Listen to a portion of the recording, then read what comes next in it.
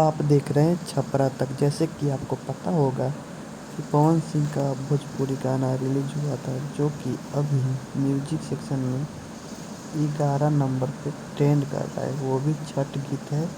वो भी आज से 6-7 साल पहले गाना गाया हुआ है, जो कि फिर से यूट्यूब चैनल पे छोड़ा गया था एक दिन पहले, जो कि अभी भी ट्रेंडिंग नंबर 11 पे है।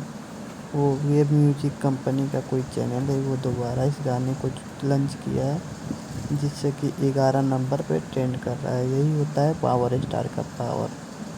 केवल कहने से, नाम लेने से ट्रेंडिंग स्टार थोड़ी ना कोई हो जाता है। देखिए, 11 नंबर पे ट्रेंड कर रहा है। ऐसे ही पवन सिंह को सपोर्ट करते रहिए और हमारे चैनल को सपोर्ट कीजिए। सब्सक्राइबर की बहुत ज़रूरी है, सब्सक्राइब कीजिए और मेरे वीडियो को लाइक कीजिए। आपको ऐसे ही वीडियो देखने को मिलते रहेगा।